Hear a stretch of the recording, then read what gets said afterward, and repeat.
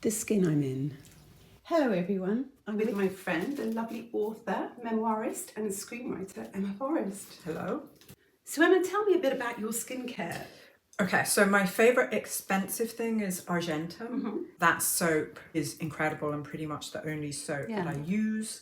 And then the other thing I love, I will fess up, nepotism. My cousin Laura and her mom Jill started Victoria Health. I love Victoria the Health. website, and there's an online Victoria Health skincare brand called Dose by let's Victoria have a look Health. at those. And it's really, really reasonably priced, even without a family discount. And so I use every day the Alpha Arbutin, which is texture, I believe, and like sunspot. It's good for discoloration. I use that every day in the morning, and then squalane, yeah, that's a hydration. oil. Yeah, I love that, especially at night. Really effective, really cheap, and with the very, very pricey Argentum face cleanser. Don't care about eye cream the way I can't get interested in buying new sneakers. It's just a weird gap, so I'll use whatever eye cream there is. But I always use the Alpha H Factor 50 sunblock. I don't mess with anything less than Factor 50. And then I use the Beauty Pie under eye cream because I wanted you to see how purple I am under my eyes. I combine the lighter, that's the darker one, with the lighter one. My sister got me into this. I really rate them. They're the only ones that I've found with my technical inabilities to use a sponge or a brush correctly. Just stick my fingers in and make the purple go. One of the distinct things I love about your writing is how tangential it is, but tangential minds often struggle with discipline. One thing that happened is I was actually just turned 12-year-old, and ever since I became a mom, I've never had a problem with procrastination because I'll just take any moment available to work. Was it motherhood that rewired me? I said to you when we started doing this tutorial today that last night was a really bad night's sleep, and come 5 a.m. I was like, right, I'm getting up and I'm working. I problem solve some pieces of the work that I owe that I wasn't able to do during the daytime. So I'm also not picky about office hours, like a lot of the breakthrough part of the writing where I connect the dots can happen at really strange hours, and that is what it is. I find that fascinating about the motherhood thing, that something really kicks in. It probably can go either way for women, and now I've got on top of that. I don't know this because I haven't gone to get checked, but I imagine perimenopause, and I've also heard from a great gynecologist I spoke to that that too can go either way for women and can be an amazingly no pun intended, fertile time for women creatively. And as someone who probably is undiagnosed ADHD-ish, this has actually been a time when I'm much more able to work and to write.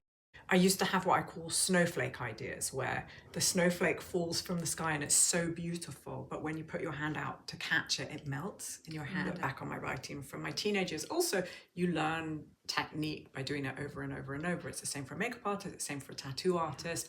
And thankfully, the internet didn't exist when I was a teenage columnist on the Sunday Times, because I would hate to look at that stuff because I hadn't learned how to write. Yeah, I was probably better than your average 16-year-old, but I took years and years of writing every single day to become good at it. This is when I first came across you. I've never met anyone with this sort of precocious energy that I also had. I was a 16-year-old makeup artist who was really well known, and you were a 16-year-old newspaper columnist for the Sunday Times. For the Sunday Times, and that was unheard of.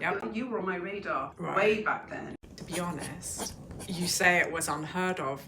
It may potentially should have been unheard of. I don't know that it was the healthiest thing. I've been contacted by newspapers in recent years saying, how would you reflect on being a teen columnist? I'm like, it wasn't a great thing for me emotionally. It wasn't necessarily super safe to be around adults who are, you know, they're journalists, they're hard drinkers, that kind of thing. And you were around a very heterosexual world, I was around a very, you know, it was very safe, put it that way. I was safer. I was around gay men and, you know, very skinny young girls.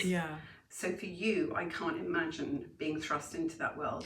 And what about the positives? Well, the real positive of having done journalism at a very young age was I am, for a screenwriter and for a novelist, surprisingly unfussed about making cuts, making edits. Yeah, this is very good for a klutz because even I can't mess this up.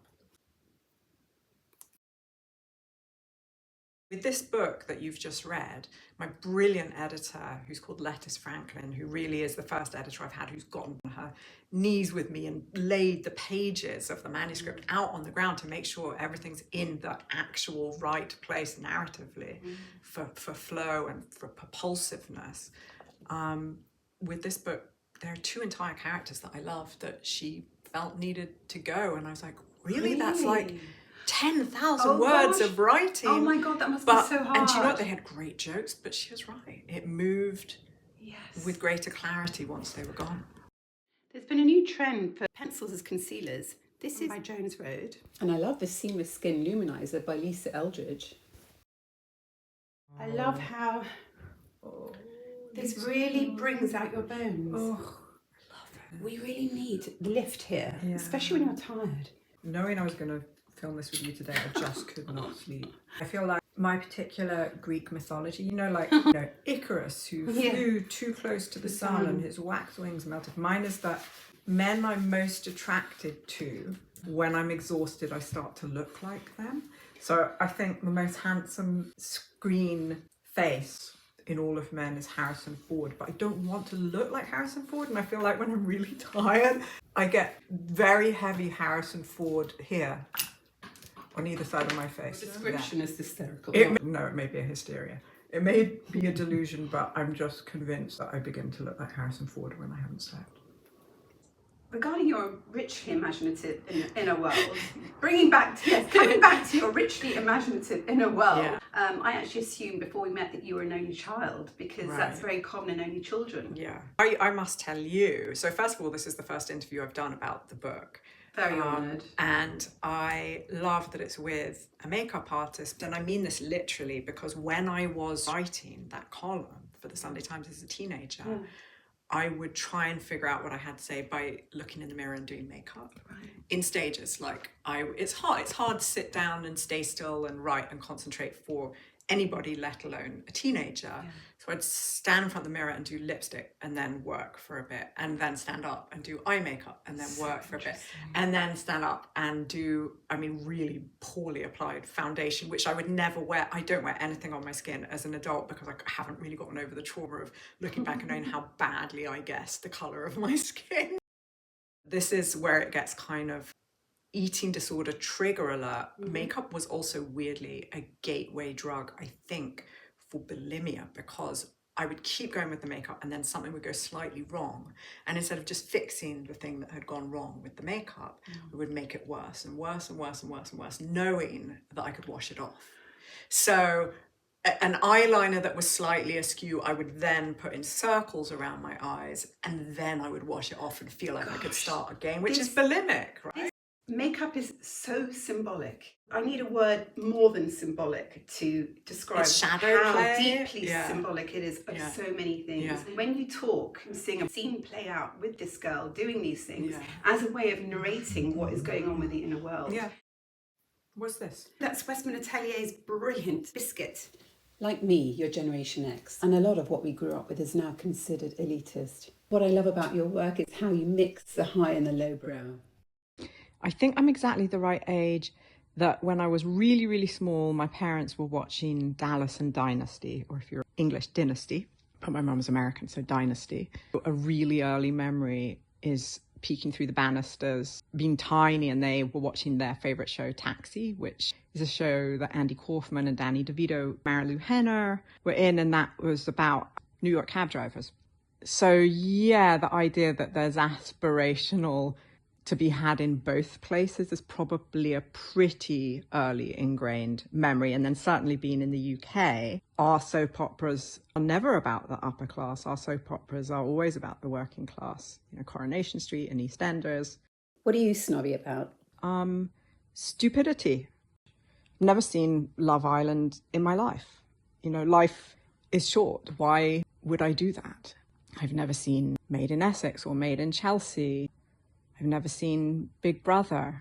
I think they are bad for humanity and society and have contributed greatly to the dumbing down of the culture and the corrosion of the soul. There is a trickle-down effect from Love Island to the ads that my daughter was exposed to against my will on the London Underground for Pretty Little Thing and whatever those fast fashion companies are that are, you know, soft pornification absorption by the mainstream that she doesn't have a choice to look at or not look at because they're enormous on a bus stop that we're waiting at. So that I am snobbish about, and I'm right to be.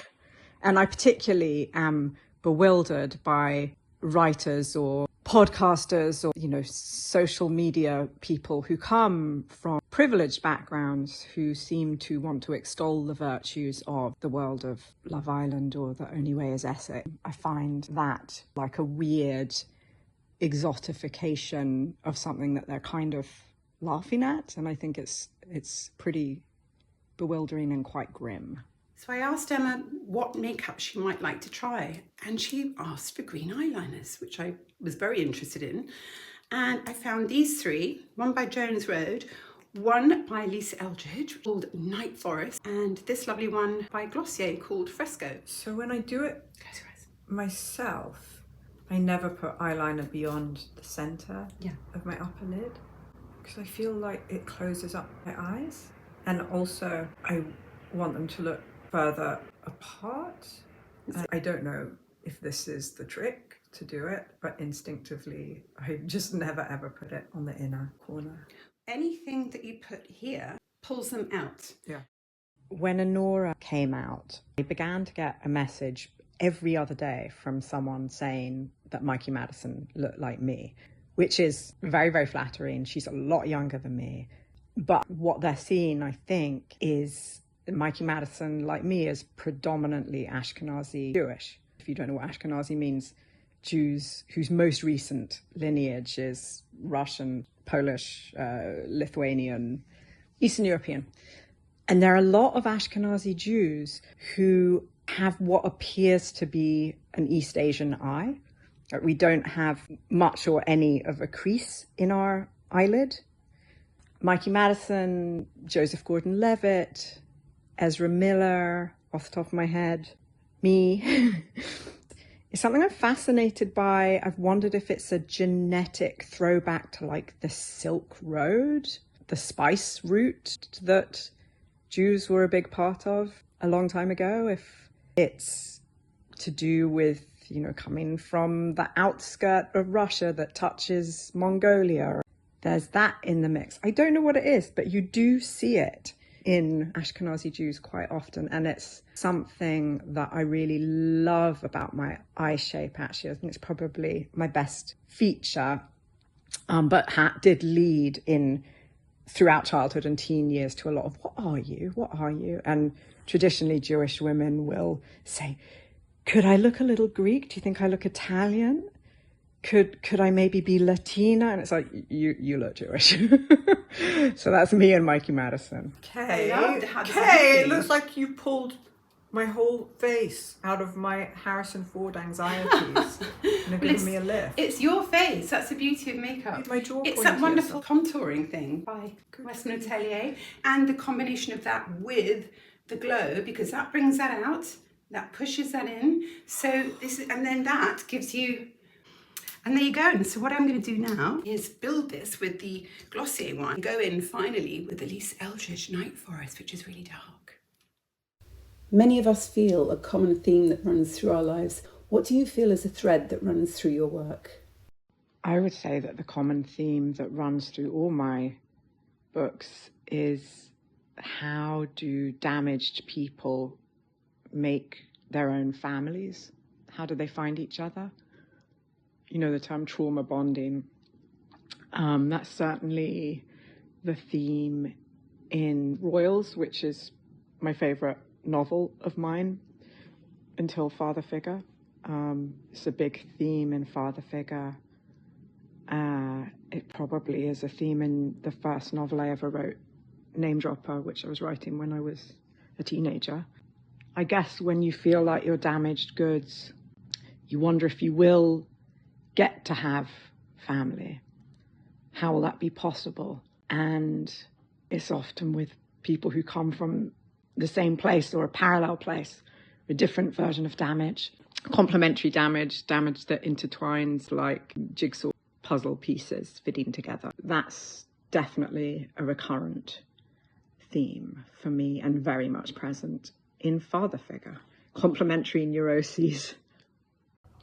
Emma, I'd love to hear your thoughts on how you navigate exposure with self-protection, because you're part of the sort of, in a way, self-confessional school that was started for me by Zoe Heller. Okay. Oh, and she's right. I love her. Just for anyone who doesn't know, she wrote notes on the scandal. That's right. She's fantastic. So, okay, something interesting has happened, which is, on the one hand, I make dangerous things that are troubling me safe by writing about them. That's why I write, is to understand them, literally close the book on them, put it up on the shelf so you don't trip over the books that are on the floor. And the weird thing that happens, of course, is then people come up to you and like, I read your book, I related to the little, and you're like, oh, this is what's meant to happen on the one hand, and on the other, I wrote this so I could put it away. So it can feel quite confusing. And what I have noticed, because my best-selling book is Your Voice in My Head, which is a memoir about mental health, is that I've had to learn to be a lot less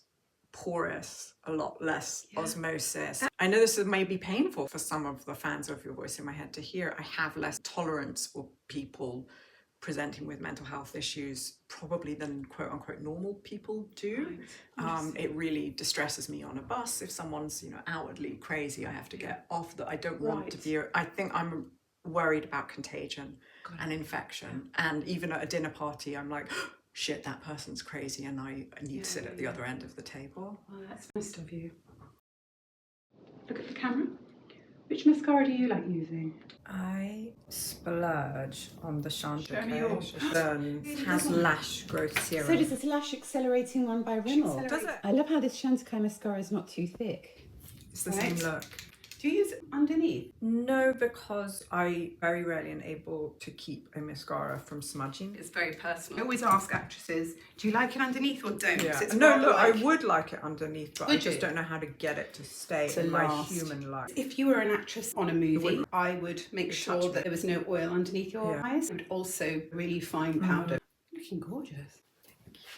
I knew that I wanted a teenage Jewish girl who's coming of age to have this secret kiss, this secret, transgressive, dangerous kiss whilst on a tour of Anne Frank's Annex.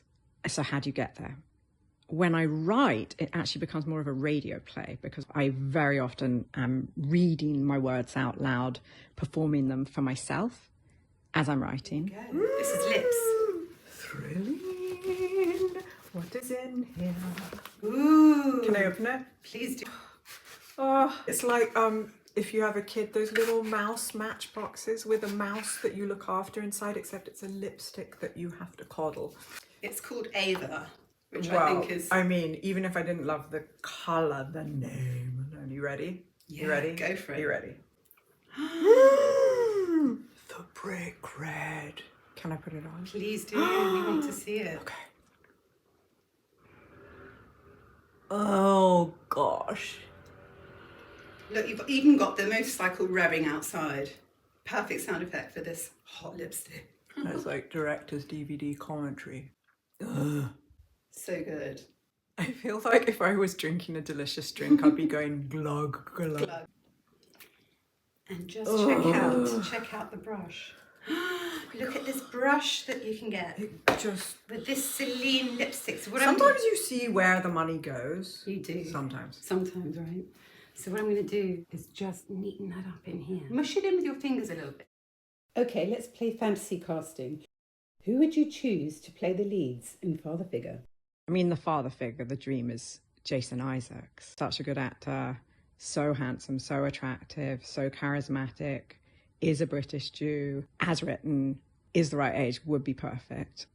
For Gail, I think you probably have to discover someone, because I don't know that a 16-year-old brown-skinned, non-white passing Jewish girl is currently in the public domain, and how fun to find someone, because Gail's mother is an Iraqi Jew, so she's not white passing the way that I am. For Melody, who's the stepmother, who's the wife of her great obsessive, the teenage girl is fixated on this older man. Let's call him the Jason Isaacs character. Let's manifest that. The stepmother is the ultimate Shiksa goddess, which if you don't know what that is, the Shiksa goddess is a fixture in every Jewish woman's life, especially as they come of age, because we believe that that's what Jewish men would always choose once they have accrued power. You look stunning. Ladies and gentlemen, wait! It's happened. I'm a Roxy Music album cover. Oh my God, we need to get you in a swimsuit and get some palm trees. Absolutely. You got the wicker. I didn't know that was my dream until you made it come true. And now for the reveal.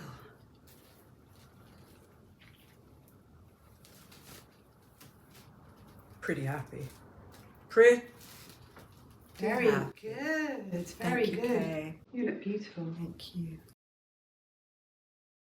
You've asked me who would be my dream cast in father figure. The stepmother is the ultimate Shiksa goddess. So Sienna Miller would be absolutely perfect. You need the blonde, blue-eyed, icy, but underneath the surface, potentially volcanic, impeccable beauty to reflect back to the teenage girl what she feels she's not and will never be. Sienna would be pretty great. There's a few actresses in my head who could really dig into the nuance of what it is to be the ultimate Shiksa goddess. That'll be a fun one.